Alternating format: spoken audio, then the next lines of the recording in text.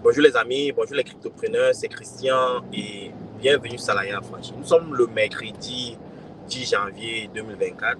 Aujourd'hui est un grand jour, ok? Parce que on est en attente de l'approbation ou du rejet du spot ETF du Bitcoin, ok? Donc tous les investisseurs qui sont orientés vers les crypto-monnaies sont en attente, ok? Et il y a eu des rumeurs hier, le marché s'est affolé hier parce que sur le compte Twitter de la Securities Exchange Commission, il y avait un post de Gary Gensler qui parlait de l'approbation du Bitcoin, ok? Et il disait que, en paraphrase, que ceci donnait finalement l'opportunité au Bitcoin d'être un véhicule d'investissement régulé. Ok? Donc, ça a créé un certain FOMO sur le marché. Quoi, le Bitcoin allait presque à 48 000 $. Ok?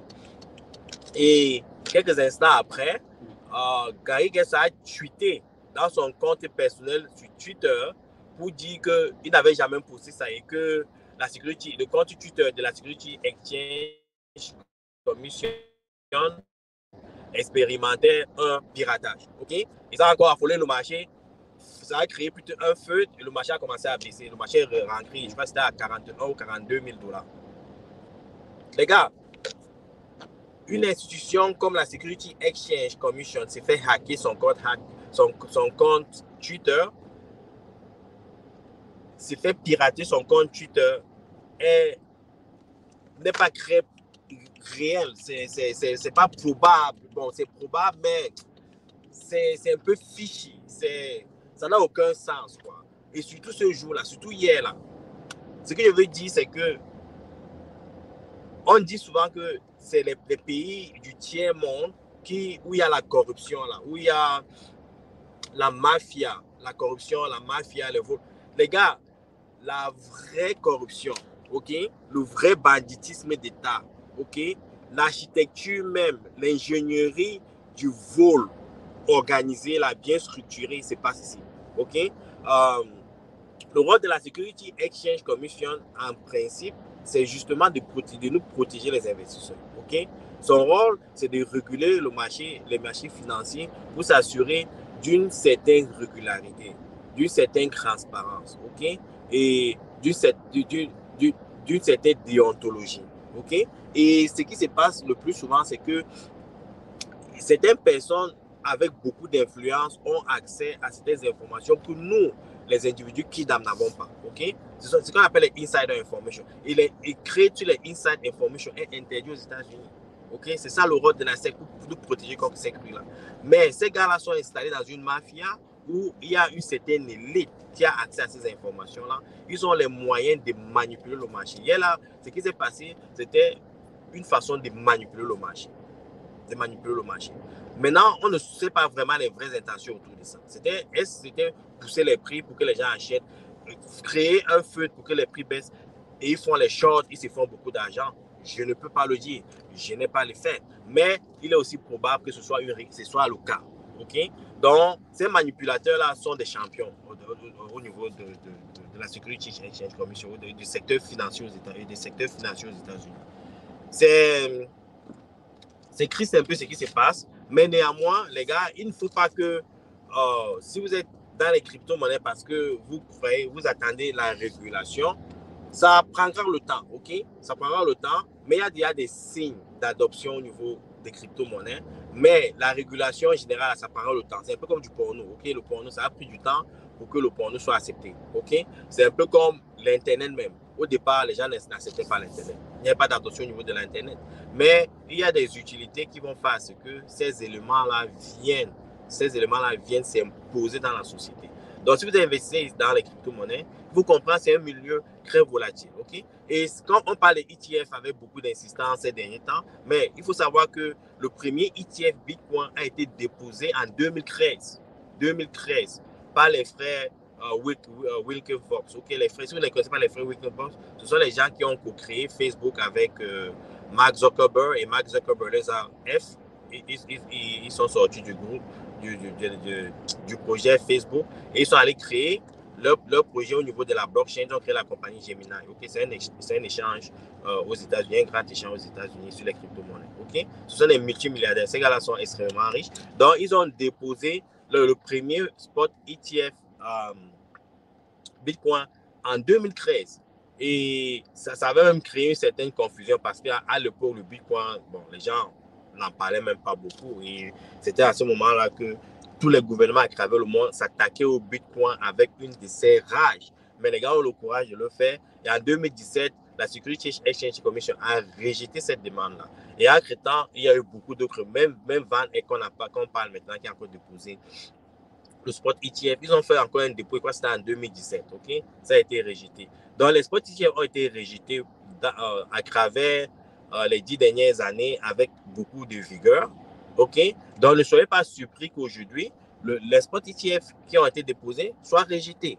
Et maintenant, vous allez vous poser la question de savoir quand ça a été rejeté. Par exemple, quand le spot ETF des frères Winklevoss a été rejeté, le Bitcoin se vendait à 1400$ à l'époque, ok? Et le prix est descendu à 900$. Donc, ça a perdu presque 30% de sa valeur. Les Bitcoins ont perdu peut-être 30% de leur valeur. Ok, ça avait créé un certain feu sur le marché. Et si le Bitcoin avait perdu 30% de sa valeur, imaginez un peu ce que les altcoins vivaient à l'époque, ok?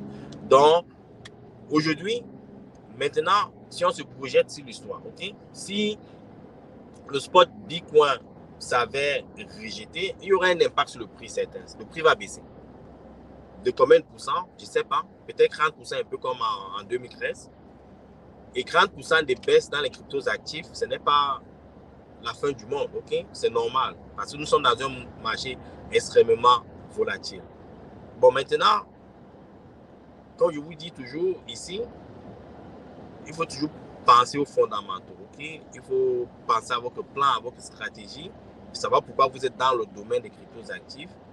Et c'est fier à cet instinct-là, ok? Donc, il ne faut pas... Tout ce qui se passe là, spot ETF, approbation, rejeté, piratage de la Security Exchange, du compte Twitter de la Security Exchange Commission, tweet des gens, les youtubeurs, tout et autres là, les gars. Ça, c'est le bruit, ok? Ce qui est important, c'est ce que vous comprenez vous-même de la situation, de l'environnement, le plan que vous êtes mis sur pied pour atteindre. C'est ça qui est important. Rien, tout ce que j'ai dit là, tout ce que j'ai dit même ici, c'est du bruit. Ok? C'est ce que vous avez sur vos comme stratégie et plan qui est important. Ok? Donc, aujourd'hui est un grand jour. Nous serons avec certitude.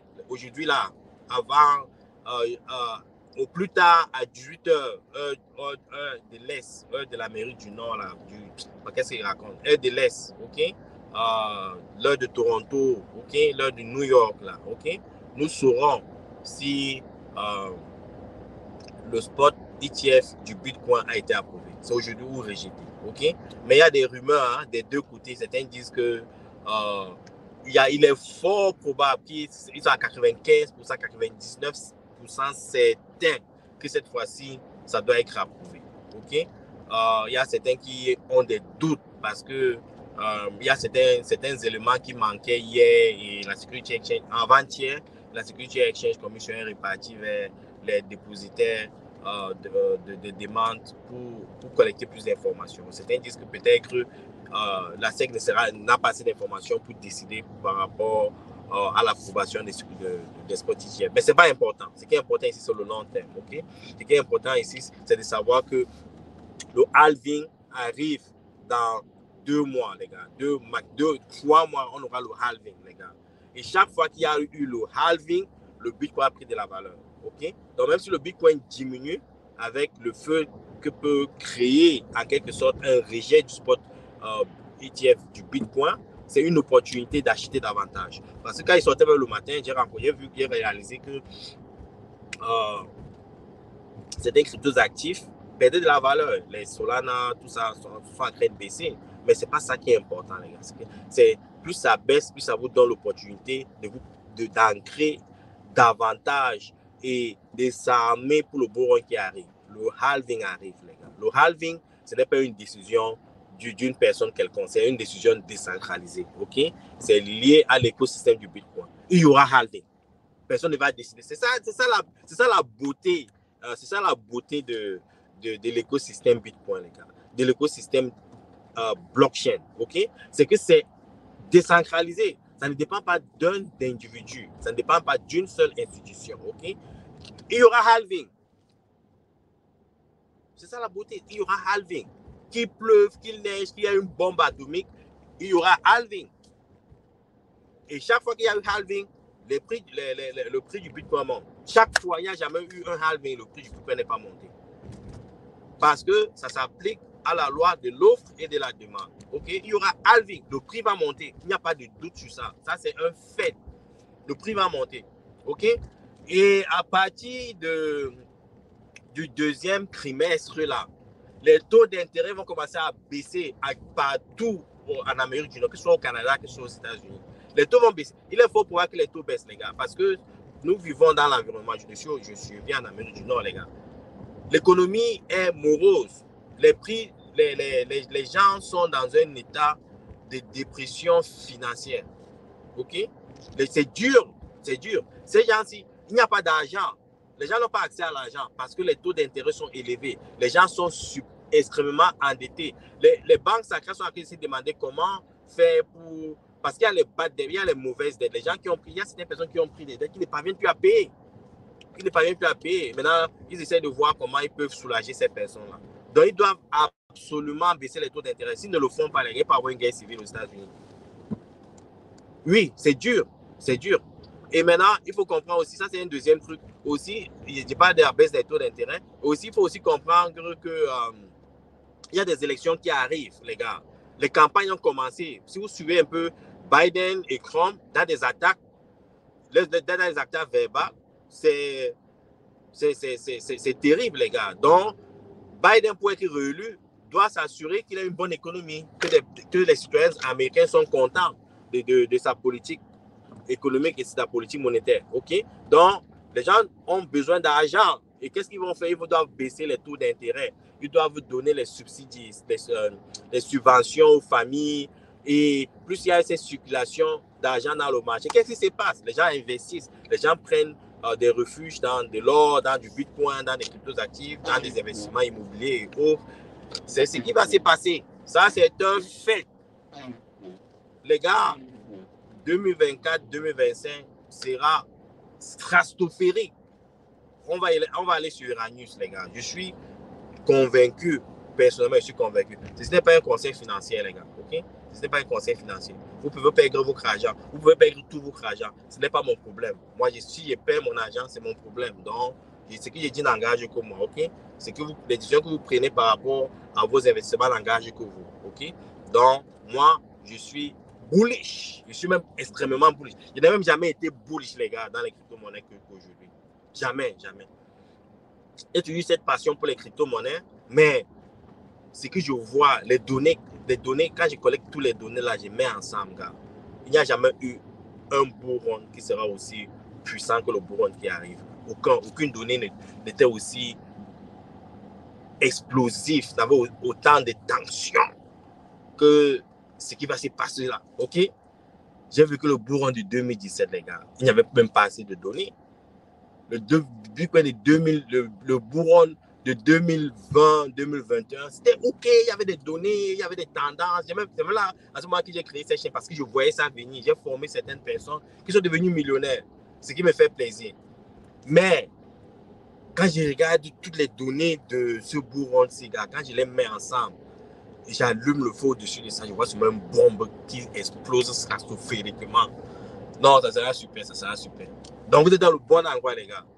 Mais aussi, ça peut exploser du mauvais côté. On peut tout perdre. Mais les gars, si ça va du bon côté, ça va changer la vie de plusieurs personnes. Okay? Ça sera un transfert de richesses que le monde n'a jamais rencontré. Et ceci pourrait que le dernier bull run, parce que avec l'entrée des institutions dans le domaine, ça va devenir un peu comme le marché des stocks, des actions. Okay? Ça sera saturé.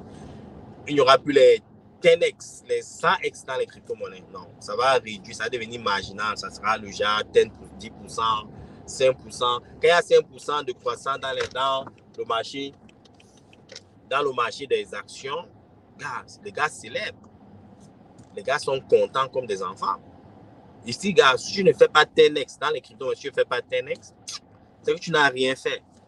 Donc, avec l'entrée de toutes ces personnes-là, quand vous verrez vos grands-pères qui est mort depuis, venir dans vos rêves, vous poser des questions sur les crypto-monnaies, c'est là que vous saurez qu'il n'y a plus rien. C'est fini, le bout, on est fini, là. Donc, il faut profiter de ces instants-là maintenant. Il faut vous positionner maintenant. Il faut être patient, les gars. Il faut être patient. Tout se résume à la discipline et à la patience. Si vous êtes discipliné, vous êtes patient, quelles que soient les crypto-monnaies que vous avez, même si ce sont les shitcoins, vous aurez des récompenses pendant le prochain mois. C'est ce que je voulais vous dire. Tout ce qui est autour de ça, c'est les bruits. OK? Bonne journée à vous. Soyez concentrés, soyez disciplinés. OK? Ciao.